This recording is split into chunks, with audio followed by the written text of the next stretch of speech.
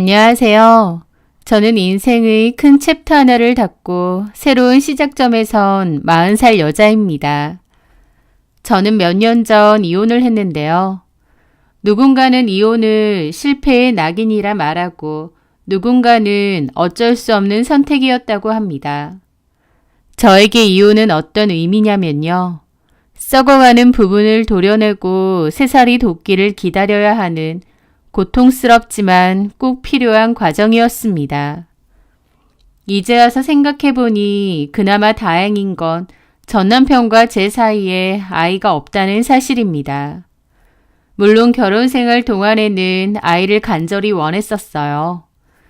2년이 넘는 시간 동안 아이를 갖기 위해 병원을 다니며 이런저런 검사를 받고 시술을 하고 나름 애를 썼습니다.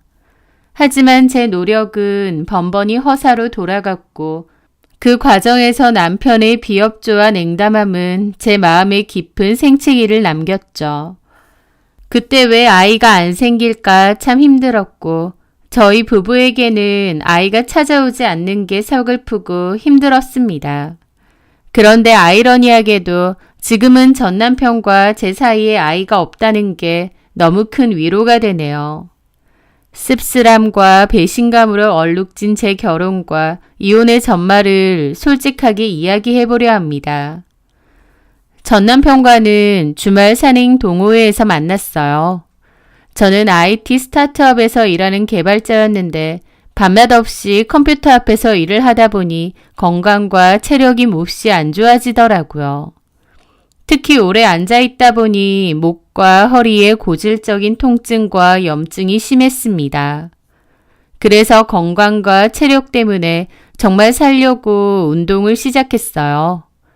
그런데 막상 해보니 운동의 매력에 빠지게 되었습니다. 운동을 하면서 저를 괴롭혔던 허리나 목의 통증도 많이 좋아졌고 정신적으로도 좋아지더라고요. 그렇게 운동에 빠지면서 여러 운동을 해봤습니다. 저한테 더욱 잘 맞는 운동을 찾기 위해서요.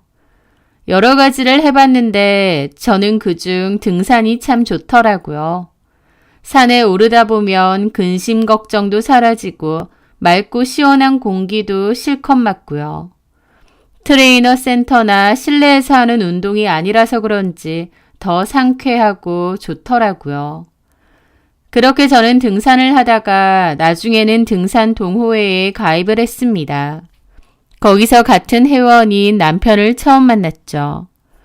남편은 운동을 업으로 삼고 있는 사람이었고 저보다 3살이 어렸습니다. 남편은 트레이너 일을 오랫동안 했었고 이제는 자신의 이름을 건 작은 PT샵을 오픈해 운영하고 있다고 했죠. 사실 남편은 운동도 운동인데 영업 차원에서 여러 동호회에 가입한 것도 있다고 했습니다. 하여튼 저는 동호회에서 남편을 만났고 금방 친해졌어요. 남편은 탄탄한 몸과 자신감 넘치는 미소를 가진 남자였고 그 매력적인 모습에 저도 금방 빠져들었습니다. 다른 듯 비슷한 듯 남편과 저는 서로에게 끌렸던 것 같아요. 왜냐면 그는 제 차분하고 계획적인 성격을 매력있다, 안정감이 느껴진다고 칭찬했고 저는 그 남자의 유머와 활기가 좋았습니다. 그렇게 저희는 썸을 타다가 연인 사이로 발전하게 되었죠. 연애 시절 그는 주말마다 제 손을 잡고 경치 좋은 곳을 찾아다녔고 같이 운동을 즐기며 가까워졌습니다. 그 남자와 함께 있는 시간이 즐거웠고 이런 남자라면 몸도 마음도 건강하게 행복하게 살 수 있을 것 같았습니다. 그렇게 저는 그 남자와 잘 만나오다가 결혼도 약속하게 되었어요. 그런데 연애 때와 달리 결혼 준비는 시작부터 삐걱거렸습니다. 남친과 저는 양가 형편을 고려해 반반 결혼을 하기로 약속했습니다. 저도 잘됐다 싶었어요. 왜냐면 저는 그동안 모아놓은 돈이 있었는데 그 돈으로 오피스텔을 매입했거든요. 월세를 받을 용도로요. 그러고 나서 다시 돈을 모으기 시작했다 보니 모아놓은 돈이 그리 많지는 않았습니다. 그래서 둘이서 반반하고 모자란 금액은 대출을 하면 되겠다 싶었죠. 그런데 막상 결혼 준비를 하다 보니 남친은 약속한 그 반반의 결혼 자금도 마련하는데 어려움을 토로하는 겁니다. 사실 요즘 샵 운영이 안 좋다느니 손님이 많이 적다느니 하면서요. 그런 남편을 이해했어요. 왜냐면 남편도 개인 PT샵을 운영하고 있었으니 창업에 돈이 꽤 들어갔을 테니까요. 그래서 제가 물어봤습니다. 그럼 혹시 어머님, 아버님은 좀 도와주실 수 없는 거야? 저는 시부모님께 도움을 좀 받을 순 없느냐고 물었습니다. 왜냐하면 시부모님은 퇴임 후 시골에서 펜션을 운영한다고 들었는데 펜션을 운영하실 정도면 여유가 좀 되지 않으실까 싶었거든요. 그런데 전혀 아니더라고요. 그 펜션은 돈을 벌어다 주는 게 아니라 오히려 돈만 까먹는 애물단지에 가까웠거든요. 어머님, 아버님은 퇴임 후 돈을 전부 털어 펜션을 여신 것 같은데 장사도 정말 안 되고 운영에 어려움을 겪는 듯 했습니다. 그래서 한마디로 시부모님께도 손을 벌릴 형편이 안 되었던 거고 남편 본인도 돈이 별로 없던 거죠. 남편은 돈도 없고 집안에서 도움받을 처지가 아닌데도 저한테 결혼부터 하자고 한 거였어요. 그때 그 계획 없고 무대뽀인 심성을 알아봤어야 하는데 저는 그때 콩깍지가 제대로 씌어 있었습니다.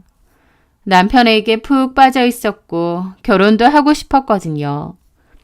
처음 계획과 달리 돈이 많이 모자랐고 대출을 받을까 했는데 친정부모님이 그 사실을 알고 너무 무리해서 대출 많이 받지 말라며 돈을 좀 해주셨습니다.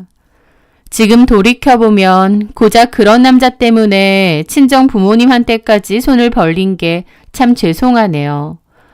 하여튼 그렇게 친정 부모님한테까지 손을 벌려 결혼도 했습니다. 남편은 진짜 돈 2, 3천 들고 거저 결혼한 거나 다름없는 상황이죠. 그런데 남편은 결혼 전부터 제가 가지고 있던 오피스텔의 존재를 잘 알고 있었어요. 그 오피스텔 꽤 비싼 곳 아니냐며 그런데 투자한 제가 안목이 좋은 것 같다고 칭찬하더라고요. 그러면서 저보고 투자도 잘하고 돈 관리를 잘하는 것 같다고 했습니다. 결혼해서도 우리 집 돈 관리는 저한테 맡길 테니 앞으로 제가 돈을 잘 불려주라고 했어요. 저도 남편보다는 제가 더 잘할 것 같아 알겠다고 했고요. 그렇게 결혼 생활을 시작했고 초반에는 남편도 버는 돈을 착실하게 가져다 주었습니다. 저는 계획적으로 생활비를 쓰고 저축이나 적금을 했습니다. 몇 달간은 아무 문제 없이 운영되는 듯 보였죠. 하지만 그런 평화는 오래가지 못했습니다. 바로 시댁 때문이었죠. 시댁에서 운영하는 펜션은 제 생각 이상으로 더 경영난에 시달리고 있었습니다. 어머님, 아버님은 펜션으로 수입이 안 되니 저희한테 손을 벌리기 시작하셨어요. 사실 처음에는 큰 부담이 안 가는 소액이었습니다.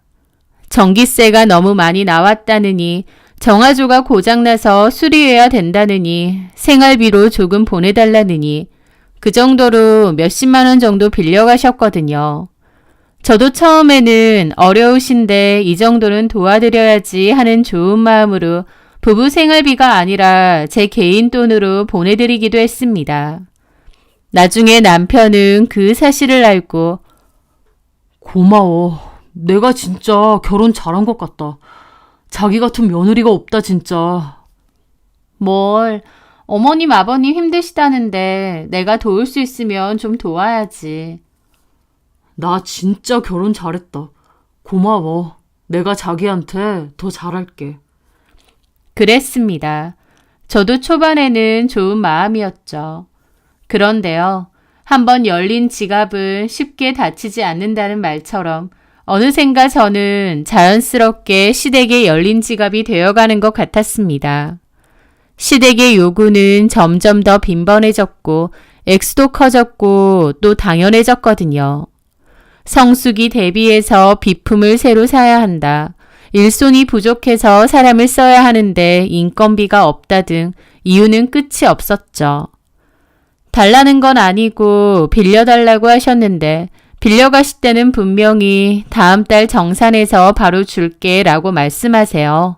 하지만 약속은 번번이 지켜지지 않았습니다. 저는 불안한 마음에 엑셀 시트에 날짜와 금액, 명목을 꼼꼼하게 기록하기 시작했습니다.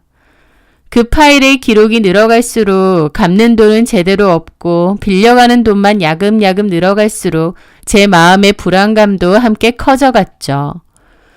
남편에게 이 문제를 조심스럽게 이야기해봤지만 남편도 자기 가족이니 이해를 해달라는 편이었어요. 자기도 알잖아. 엄마 아빠도 사정이 좀 안 좋으니까.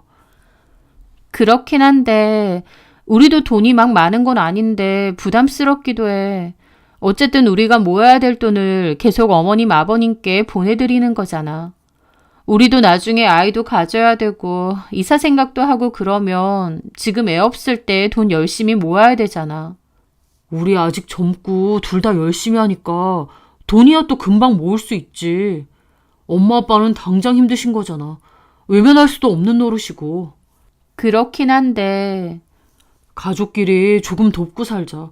내가 장남인데 엄마 아빠 힘들어하시는 걸 모른 채 할 수도 없잖아. 그러더라고요. 남편이 무슨 말을 하는지는 알겠지만 제 입장에선 너무 갑갑하고 한숨 나는 일이었죠. 아무리 결혼하고 한 가족이 됐어도 제가 시댁 식구들을 금전적으로 돕는 게 당연한 건 아니잖아요. 그런데 남편은 너무나도 당연하다는 듯 우리가 도와야 된다는 태도로 나오니 저는 뭐라 말하기 힘든 묘하고 황당한 기분을 느꼈죠. 그렇게 시간이 흘러 어느 날이었습니다. 어머님께서 울먹이시면서 전화가 왔어요. 무슨 일이세요, 어머니? 우리 펜션이 경매로 넘어가게 생겼다. 어쩌니? 네? 그게 무슨... 아니, 요즘 사람들 펜션 같은 데도 세련되고 좋은 데만 다니잖아. 우리도 장사가 영 안 되고 그러는 게 너무 촌스럽고 올드해서 그런가 싶은 거야. 우리 동네에 우리보다 더 오래되고 얄궂은 펜션 가지고 있는 박 사장이라고 있는데 그 사람 싹 펜션 뜯어 고치고 나서는 주말에 예약이 안 될 정도로 붐빈다더라고. 결국 우리도 시설 문제인가 싶은 거야. 그래서 리모델링도 좀 하고 고쳐보려고 했거든. 그건 저도 알죠. 리모델링 그때 하신다고. 근데 사실 은행 대출이 좀 안 돼서 사금융으로 돈을 좀 빌려서 했어. 네? 어머니, 그런 건 함부로 빌리시면 안 돼요. 알지, 아는데 싹 고치고 새 단장하면 손님들 많이 올 거니까 그때 금방 갚으면 된다고 생각했지. 근데 너도 알다시피 리모델링도 제대로 안 됐잖니. 아휴, 일이 이렇게 꼬인다. 저도 그 말에 한숨이 절로 나오더라고요. 전에 어머님이 너무 장사도 안 되고 매출도 안 된다며 펜션을 전반적으로 고치신다고는 했었습니다. 이대로는 특색도 없고 별로 예쁘지도 않다 보니 손님들도 안 온다면서요. 저는 어머님 아버님께 차라리 가격을 좀 낮춰서 가성비 좋은 펜션으로 운영해 보시라 그랬는데 어머님 아버님은 그렇게는 싫으시다고 하더라고요. 괜히 가격 싸면 오히려 몸만 축나고 돈은 안 된다고 하시면서요. 그래서 차라리 다시 세련되게 새 단장하고 비싼 돈 받는 펜션으로 운영하는 게 낫다고 하셨죠. 그때 마침 그런 식으로 찔러대던 리모델링 업체도 있었거든요. 자기들이 엄청 신식으로 세련되게 바꿔주겠다고. 그러면 숙박객들도 엄청 늘어날 거라고요.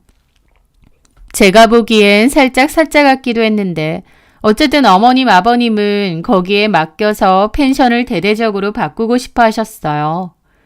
그래서 은행에서 대출받아서 공사를 진행한다고 하셨고 저도 그런 줄 알았는데 이제 와서 보니 은행이 아니라 사설 금융업체에서 돈을 빌리신 모양이더라고요.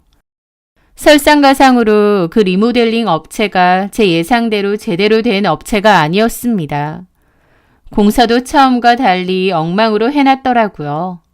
게다가 그 빌린 자금 이자는 눈덩이처럼 불어나고 있었던 거예요. 그걸 듣는데 너무 기가 막히더라고요. 어머님이나 아버님도 적은 나이도 아니고 사회생활도 다 해보신 분들인데 어떻게 이런 식으로 일을 하시지 싶고 너무 황당한 겁니다. 어쨌든 요는 그 돈을 제대로 갚지 못하면 펜션이 경매로 넘어갈지도 모른다는 절박한 이야기였습니다. 어머님, 아버님께는 그 펜션이 유일한 재산인데 대출을 제대로 못 갚아서 그거마저도 경매로 넘어가면 막말로 어머님, 아버님은 길바닥에 나앉게 생기신 거예요. 전화기 너머로 들려오는 시어머니의 흐느낌을 듣는데 속이 갑갑하더라고요. 게다가 남편도 그 사실을 알고 저한테 좀 도와주면 안 되겠느냐고 하고 있는 겁니다. 제가 무슨 누르면 돈 나오는 자판기도 아닌데 말이죠. 사실 제가 그맘때 공교롭게 들고 있던 오피스텔을 좋은 값으로 정리를 했거든요. 이런저런 세금 문제 때문에 한 채를 정리하고 그 돈을 들고 있었는데 아마 그 돈을 좀 빌려달라는 모양이었죠. 저는 고민했는데 남편이랑 이혼할 게 아니면 그래도 빌려주는 게 맞지 않나 싶더라고요. 하지만 그래도 최소한의 안전장치는 마련해야 했습니다. 어머님, 아버님, 제가 돈을 빌려드릴 수는 있는데 어쨌든 저도 큰 돈을 빌려드리는 거니 정식으로 차용증을 쓰고 공증도 받았으면 합니다. 그래야 저도 마음 편하게 빌려드릴 수 있을 것 같아요. 제 말에 시부모님과 남편은 좀 서운한 기색도 있었지만 당장 돈이 급했기에 그렇게 하기로 했습니다. 어쨌든 제가 그렇게 한 것은 단 한 가지, 가족이기 때문이었어요. 제가 선택한 결혼과 제 가족이잖아요. 그에 대한 책임감이 있었고 미우나 고우나 도와야 된다는 생각이 있었습니다. 그래서 저도 제 소중한 돈을 빌려드렸던 거예요. 하지만 시부모님이나 남편이나 그 사람들에게 저는 그냥 지갑일 뿐이었던 것 같습니다. 필요할 때는 사정사정해서 돈 달라더니 빌리고 나선 배째라 하면 그만인 호구였던 것 같아요. 어머님은 돈 빌려드릴 땐 너무 고맙다며 은인이라며 이자는 절대 빼먹지 않고 보내주겠다고 하셨는데요. 그것도 한두 달이고 나중에는 이자조차 제대로 보내지 않으시더군요. 제가 돈 이야기를 꺼낼 때마다 앓는 소리는 기본이고요.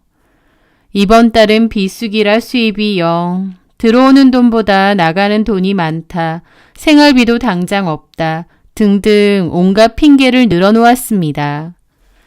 남편도 처음에는 저한테 너무 고맙다고 하고 제 눈치도 보는 듯 하더니 나중에는 저한테 거침없이 서운함을 표현하는 겁니다. 자기야, 엄마한테 또 전화해서 이자 언제 줄 거냐고 그랬어? 엄마가 자기 전화만 오면 심장이 쿵 떨어진대. 어머님, 아버님이야말로 좀 너무하신 거 아니야? 나도 그 돈 빌려드리는 거 쉬운 결정 아니었어. 알잖아. 그래, 아는데 엄마 아빠 사정 알잖아. 저번에 무슨 단체 손님들이 많이 와서 매출 좀 괜찮았다고 하셨잖아. 그래 봤자지. 가족끼리 무슨 빚쟁이처럼 너무 그러지 말자. 오죽하면 엄마가 며느리 전화 오는 게 무섭다고 하시겠어. 우리는 그 돈 당장 없어도 괜찮잖아. 빌려줄 때는 분명 이자는 꼭꼭 갚겠다고 하셨잖아. 아, 그것도 상황 봐가면서지. 너무 돈돈하는 것 같아, 자기. 그러면서 제가 돈돈거린다고 몰아가는 겁니다. 급하다고 해서 그 돈 제가 빌려드렸는데 막상 빌리고 나니 안 갚아도 된다고 생각했던 건지 뭔지 저는 남편과 시부모님의 뻔뻔한 행동에 너무 질리더라고요. 게다가 그맘때 아이 문제 때문에도 스트레스가 너무 심했습니다. 저희는 1년 지나고부터 바로 아이를 가지고 싶어 해서 노력을 했는데 아이가 잘 안 생겼거든요. 그렇게 또다시 1년이 지나갔는데 아이가 안 생기니 어머님은 노골적으로 저를 압박하기 시작했습니다. 제 느낌에는 제가 이자 때문에 어머님하고 실랑이가 좀 있었다 보니 일부러 더 아이로 압박과 눈치를 주시려는 게 아닌가 싶더라고요. 심지어 저한테 그런 소리까지 하시는 겁니다. 얘, 너 혹시 일부러 애 안 갖는 건 아니지? 내가 빌려간 돈 다 갚기 전까지는 안 가지려고 작정하고 그런 건 아니니? 네? 어머니, 그게 무슨... 아니, 너 돈 좋아하고 맨날 내 얼굴만 보면 이자 소리 하잖아. 돈 모아야 되는데 우리 때문에 못 모은다고. 그래서 애도 안 가지는 건가 해서. 어머니, 그냥 한 소린데 뭘 그렇게 예민하게 받아들이니? 라는데 누가 봐도 뼈가 박힌 소리였습니다. 진짜 가족끼리도 돈은 절대 함부로 빌려주면 안 된다는 걸 그때 뼈저리게 느꼈어요. 그렇게 급하다고 사정사정할 땐 언제고 이자조차도 제대로 안 갚으려고 하고 가족이라는 이유로 퉁치려고 하시니 속이 박박 뒤집어졌죠. 어쨌든 어머님의 발언과는 별개로 저도 아이가 갖고 싶었습니다. 아이를 워낙 좋아했고 저랑 남편을 닮은 예쁜 아이 낳아서 오손도손 잘 키워보고 싶었거든요. 하지만 아이는 무슨 문제인지 잘 들어서지 않았고 저는 난임병원에도 가보게 되었습니다. 그런데 병원에서 저한테는 별다른 문제가 안 보인다고 남편도 같이 와야 된다고 했거든요. 그래서 남편에게도 같이 가자고 했는데 남편은 자기처럼 건강하고 활력 넘치는 사람이 무슨 문제가 있겠냐며 안 간다고 그러는 겁니다. 저는 남편에게 그냥 가서 검사만 받아보자고 하는데도 남편은 왜 자꾸 그래? 나 문제 없다니까. 그리고 내 친구들은 결혼해서 다들 애 잘 만났던데. 문제가 있다면 당신한테 있는 거겠지. 당신이 나보다 나이가 더 많잖아. 당신보다 연상인 거지 내 나이도 그렇게 많은 건 아니야. 그리고 검사도 안 해봤는데 어떻게 문제가 없는 줄 알아? 어쨌든 나는 젊고 운동해서 몸 건강하고 나는 문제 없어. 그런데 자꾸 같이 가자고 하지 마. 자존심 상하게 하고 있어. 그러면서 절대 안 가려고 하는 겁니다. 남편은 자존심 운운하며 안 간다는 것도 있지만 제가 느끼기에 남편은 아이를 별로 안 갖고 싶어하는 느낌도 있었어요. 아이를 갖고 싶은 건 나만의 생각이고 정작 남편은 시큰둥하는 게 너무 보였습니다. 그걸 깨닫자 현타가 오더라고요. 왜 나 혼자 아둥바둥 아이를 갖고 싶어 하나 싶고요. 남편은 결혼 전과 신혼 때까지는 저한테 열렬한 사랑을 보여줬지만 그 마음이 정말 급속도로 식었습니다. 정확히는 제가 어머님, 아버님께 돈을 빌려드리고 나서부터 그랬던 것 같아요. 저도 그런 걸 느끼고부터는 더 이상 아이를 가지려고 노력하지 않았고 남편과도 소원해졌습니다. 그러면서 남편과 저의 관계는 급속도로 얼어붙었죠. 같은 공간에 있지만 무슨 투명인간처럼 대화는 단절되었고 잠자리도 각방을 쓰게 되었거든요. 남편과의 사이가 급속도로 안 좋아지니 저도 스트레스가 너무 심했는데 황당하게도 남편은 오히려 더 생기가 넘쳐 보였습니다. 그맘때 뭐가 좋은지 집에 오면 콧노래를 흥얼거렸고 주말이면 운동을 하거나 친구들을 만난다며 밖으로 나돌았습니다. 저랑 그나마 같이 앉아있을 때도 남편의 시선은 늘 핸드폰 액정에 고정되어 있더라고요. 게다가 제가 생활비 부족이나 시댁의 채무 불이행 문제를 꺼내면 그는 기다렸다는 듯이 짜증을 냈습니다. 아우, 돈 얘기. 진짜 지겨워 죽겠다. 당신은 그럴 거면 돈이랑 결혼하지. 숨 막힌다 진짜. 그러면서 자리를 박차고 나가더라고요. 저는 남편의 변해버린 행동에 느꼈습니다. 아, 이 결혼은 돌이킬 수 없는 강을 건넜구나. 남편과 내 사이는 끝이구나 라는 것을요. 이혼이라는 단어가 매일같이 머릿속을 맴돌았습니다. 당장에 어떤 큰 계기는 없었지만 이혼을 계속 염두에 두게 되었죠.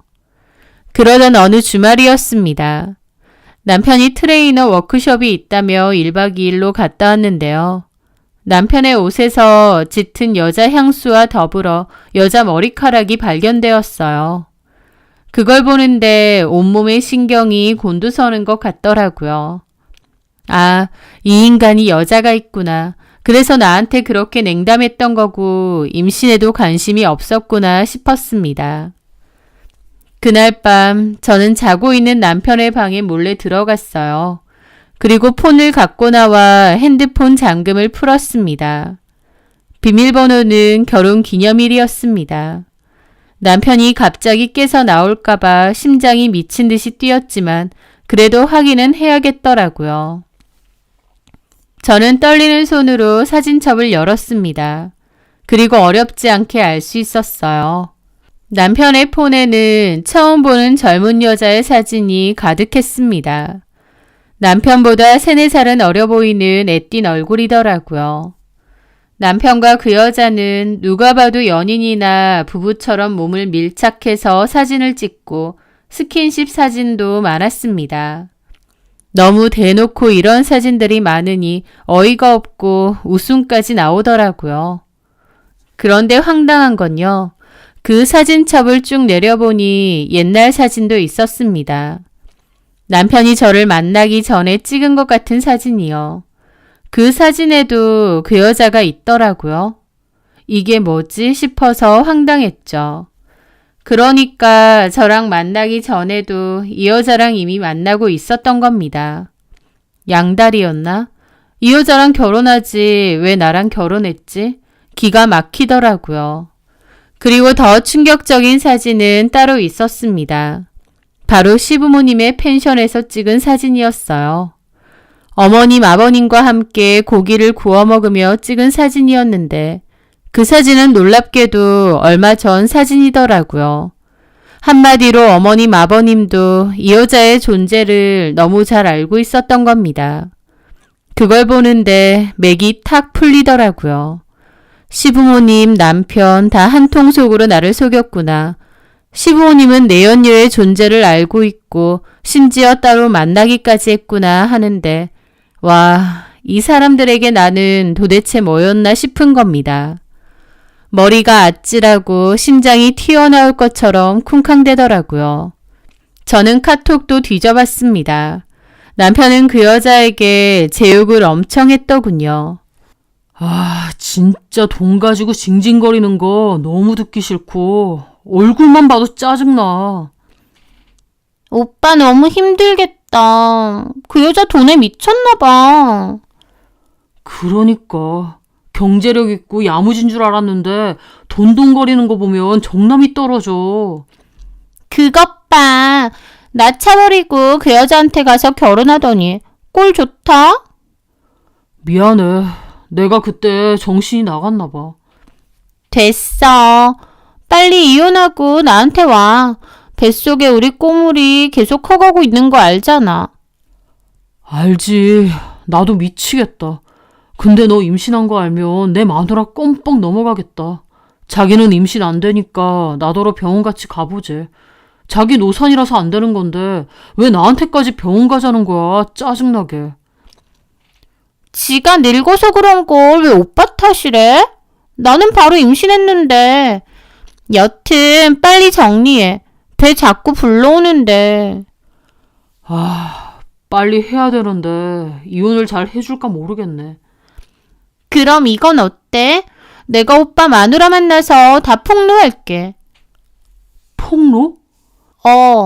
그러면 오빠 마누라가 빡쳐서 내 머리채라도 잡던지 할 거 아니야.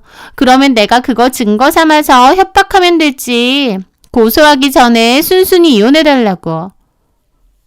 그러다가 너랑 애랑 잘못되면 내 마누라 운동 많이 해서 힘 장난 아니겠어. 덩치도 있고. 사람 많은 카페에서 만나면 되지. 옆에 사람들이 임산부가 맡고 있는데 모른 체 하겠어? 글쎄. 내가 알아서 할게. 있어봐. 그걸 보는데 입이 떡 벌어지더라고요. 설상가상으로 그 상간녀가 임신까지 한 겁니다. 그리고 저를 일부러 도발해서 이혼까지 하려고 하고요. 배신감, 분노, 모멸감, 허탈감, 온갖 감정이 뒤엉켜 속이 메스껍더라고요. 하지만 눈물 대신 차가운 분노가 온몸을 지배했습니다. 저는 조용히 남편의 핸드폰을 제자리에 돌려놓고 제 방으로 돌아왔습니다. 그리고 그날 밤 뜬 눈으로 밤을 새우며 앞으로 제가 해야 할 일들을 냉정하게 계획했습니다. 복수? 아니, 그것은 복수가 아니었어요. 정당한 내 권리를 되찾고 망가진 내 삶을 바로 세우는 과정이었습니다. 다음 날부터 저는 치밀하게 움직였습니다. 가장 먼저 유능한 이혼 전문 변호사를 찾아가 상담을 받았습니다. 변호사는 제 이야기를 듣고는 무엇보다 시댁에 빌려준 돈을 회수하는 것이 급선무라고 조언하더군요.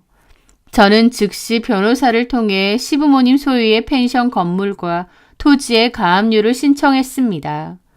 공증받은 차용증이 있기 때문에 가능했죠. 남편과 시댁 식구들은 제가 이 모든 사실을 알고 법적인 조치를 취하고 있다는 것을 꿈에도 몰랐을 겁니다. 저는 최대한 남편 앞에서 그리고 시부모님 앞에서는 티를 내지 않았어요. 물론 제 속은 까맣게 타들어가고 있었지만요. 그렇게 저는 조용히 이혼 준비를 하고 있던 차였습니다. 회사에서 한창 일에 집중하고 있는데 낯선 번호로 전화가 왔습니다. 황당하게도 그 여자였어요. 떨리는 듯 어딘가 당돌함이 묻어나는 젊은 여자의 목소리. 강민준 씨 일로 저한테 좀 보자고 하더라고요. 저 만나서 계획대로 도발을 좀 해보려고 하는 것 같았죠. 그 여자는 저의 회사도 알았는지 근처 카페에 있으니 좀 나와달라고 하더군요. 저는 알겠다고 하고 차분하게 약속 장소로 향했습니다. 그 여자는 일부러 배를 강조하려는 듯 붙는 옷을 입고 있더라고요. 저는 무심한 표정으로 앞에 앉았습니다. 나와주셔서 감사해요. 할 얘기가 뭐죠? 제가 아무렇지 않게 말하니 그 여자가 오히려 당황한 눈치더라고요. 그러더니 제가 누군 줄 아시나요? 누구신데요? 저 민준 오빠랑 만나고 있습니다. 보시다시피 임신도 했고요. 저는 그 여자 배를 쳐다봤습니다. 그래서요? 제가 아무렇지 않게 나오니 그 여자는 더 당황한 기색이더라고요. 그래서라뇨? 어쩌라고. 내 남편이랑 노란한 상간녀다. 그거 자기소개하려고 왔어? 그래서 내가 어떻게 해주길 바래? 뭐 머리채라도 잡아줘? 그거 바라고 연락했니? 내가 네 수를 뻔히 안다 생각하며 말했더니 그 여자는 당황해서 막 허둥거리더라고요. 아니요. 저 임신했거든요. 저 손끝 하나 건들지 마세요. 뭐라는 거야? 저는 코웃음 치고 그냥 물을 마셨습니다. 지 계획과 달리 제가 화도 안 내고 아무렇지 않아 하니 당황한 눈치였습니다. 그래서 할 얘기가 뭔데? 이혼해주세요. 그쪽은 임신도 안 된다면서요. 사실 저 오빠랑 그쪽보다 먼저 만났고. 그래. 이혼해줄게. 임신까지 했다는데. 내가 이혼해줄 테니까 강민준 데리고 가서 살아. 저는 그냥 말 자르고 저렇게 대답했습니다. 저 개소리를 계속 들어주기 싫더라고요. 네? 해줄게. 네가 데리고 살아. 됐니? 그 여자는 토끼처럼 눈을 동그랗게 뜨고 저를 바라보더군요. 오빠가 저랑 만나는 거 알고 있었어요? 아니, 근데 만나도 상관없어. 아무렇지도 않아요? 아무렇지 않아. 왠 줄 알아? 그런 놈이랑 같이 살면 네 인생만 못되는 거거든. 남편이나 시부모나 얼마나 시궁창 같은 인간들인지 얼마 지나지 않아서 알게 될 거다. 이혼해줄게. 근데 유부남 꼬셔서 애까지 가졌으면 그에 대한 대가는 치러야 된다는 거 알지? 아무리 멍청해도 그 정도는 알잖아. 저는 싸늘하게 웃으며 자리에서 일어났습니다. 뒤통수에 느껴지는 그녀의 당혹스럽고 불안한 시선을 무시하면서요. 그날 밤 남편은 예상대로 집에 들어오지 않았습니다. 대신 장문의 카톡 메시지가 도착했습니다. 구차한 변명과 자기 합리화가 가득했는데 저는 그냥 이혼해주겠다는 답장 하나만 보냈습니다. 그리고 다음날 아침 어머님에게서도 전화가 걸려왔어요. 모르는 척하면서 자기도 다 듣고 놀랐대요. 그러면서 그 여자가 민준이 애까지 가졌으니 어쩔 수가 없다는 말도 안 되는 헛소리를 하시더군요. 그러더니 너희 살던 집 전세 보증금 말이다. 그거 민준이랑 반반하지 않았니? 언제쯤 빼서 반반으로 나눌 수 있겠어? 그러는 겁니다. 기가 막혀 헛웃음이 나오더라고요. 아들이 불륜 저지르고 상간녀가 임신하고 그 상황에서 어머님은 전세금 반반 나누자는 소리를 하는데 너무 기가 막히면 웃음이 나옵니다. 어머니, 정리는 그렇게 하는 게 아니죠. 제가 결혼하고 지금까지 생활비며 이것저것 들인 돈만 해도 얼만지 아세요? 그리고 정식으로 채용증 쓰고 공증까지 받은 제도는 어떻게 하실 건가요? 이자도 제대로 안 갚으셨잖아요. 아니, 그거는 내가 안 주려고 한 게 아니라. 됐습니다. 이미 제가 가압류 걸어놨습니다. 법원에서 가압류 결정 등기 아직 안 날아갔나요? 뭐라고? 어머님은 몹시 당황하시더라고요. 제 돈부터 먼저 갚으세요. 그나마 있는 그 펜션까지 날릴 거 아니면요. 뭐라고? 야, 너 어떻게 이럴 수가 있어? 우리 뒤통수를 쳐? 도대체 언제 그랬던 거야? 무슨 소리 하세요? 뒤통수는 어머님 아들하고 어머님 아버님이 치셨죠. 저 다 알아요. 그 여자 펜션도 놀러 갔었던데요. 어? 참 대단들 하세요. 제가 투명인간인 줄 알았네요. 그 여자 며느리로 들여서 사세요. 제가 미련 없이 끝내줄게요. 저도 강민준 그 인간한테 미련 없고요. 돈이나 똑바로 갚으세요. 전화기 너머로 들려오는 어머님의 기아 많은 소리를 들으며 저는 조용히 통화 종료 버튼을 눌렀습니다. 얼마 지나지 않아 남편에게서 수십 통의 부재중 전화와 카톡 메시지가 쏟아졌습니다. 남편은 제발 가압류만 풀어달라고 돈은 어떻게든 마련해서 갚겠다고 했어요. 남편이 뭔 소리를 해도 저는 코웃음 치며 말해줬죠. 네가 저지른 행동에 대한 책임은 져야지. 네 몫으로 돌아갈 몇천 전세 보증금? 그것도 나중에 나한테 위자료로 다 줘야 될 거다. 그리고 네 소중한 애인한테도 상간녀 위자료 청구 소송 제기했거든. 네가 대신 내주든 둘이 알아서 잘 해결해봐. 참고로 합의는 절대 안 해줄 거야. 그래도 내가 이혼 서류에 순순히 도장 찍어준 것만으로도 나한테 감사하게 생각해. 그 상간녀도 고마워해야 하고 내가 묻고 따지지도 않고 이혼해주잖아. 남편은 제 단호한 말에 넋이 나간 것 같더라고요. 와, 너 진짜 이렇게까지 해야겠어? 너 진짜 무섭다. 내가? 나는 너랑 니네 부모가 더 무서워. 뒤통수 제대로 때려놓고 누구더러 무섭대. 긴 말 필요 없고 앞으로 할 말은 내 변호사랑 얘기해. 알았니? 그게 남편과의 직접적인 마지막 통화였습니다.